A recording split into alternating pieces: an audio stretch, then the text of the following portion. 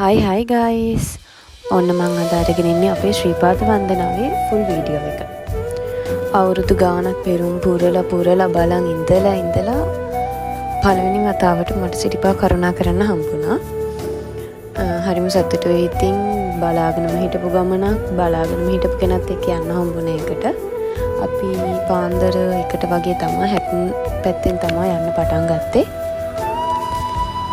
මේක ඉතින් ගොඩක් අය යන ගමනක්, යන්න බැරි අය ආසාවෙන් බලන් ඉන්න ගමනක්. සමන්දේවියන්ගේ පිටින් බලන් ඉන්න හැමෝටම සිරිපා කරුණා කරන්න ලැබෙන්න ඕන කියලා මම ප්‍රාර්ථනා කරනවා. මගේ කෝඩු ගමනේම මට ඉරසේවයක් බලන්න පින තිබ්බා. මම දැකපු ලස්සනම දෙයක් ළමයි මේක. ඇත්තටම කියන්න වචන නැහැ. මුළු පැත්තම රත්තරන් පාටයි වෙලාවට. අපි විනාඩි 45ක් පැයක් විතර බලාගෙන හිටියා මේ ඉරසේවය බලන්න. කොච්චර වෙලා ගත වුණත් මේ දර්ශනය බලන්න නැවතුණාට නම් පාඩු නෑ ළමයි. අනිවාර්යයෙන්ම ඔයාලා තිරසේවය බලන්න බලාගෙනම සිරිපා කරුණා කරන්න. මාර සැනසීමක් විතර දැනෙන්නේ මේ පරිසරයත් එක්ක ඉද්දි. පිට උඩමළුවටම යන්න නම් හම්බුනේ නෑ ළමයි ඉරසේවය බලන්න. මගදී තමයි ඉරසේවය බලන්න හම්බුනේ. අපි ඉරසේවයත් බලලා ඊට පස්සේ උඩමළුවට කරුණා කරන්න පටන් ගත්තා. මේ වෙලාවට මේ වටපිටාව පේන ලස්සන ඔයාලට පේනව නේද? හරිම ලස්සනයි ළමයි, හරිම සැනසීම. කොච්චර මහන්සියෙන් ආවත් මේ නැවතිලා මේ පරිසරයේ සුන්දරත්වය විඳිද්දී මහන්සිය නැති වෙලාම යනවා.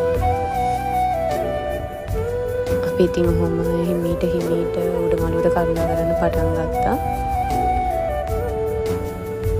අපි උඩමළුවට යද්දි වෙලාව 8:08 වගේ තිබ්බ ළමයි. එතකොට හොඳට ඉර පායලා වටේම එළිය වෙලා තමයි තිබ්බේ. අපි උඩමළුවට ගිහිල්ලා අපි ගෙන අපු දේවල් පූජා කරලා මල් පහන් පත්තු කරලා පන්සිල් අරගෙන උඩමළුවට චුටි වෙලාවක ඉඳලම තමයි බහින්න ගත්තේ. මේක මගේ වෙයි කෝඩු ගමන වුණාට අපි මෙයාගේ නම් 8 වෙනි පාර.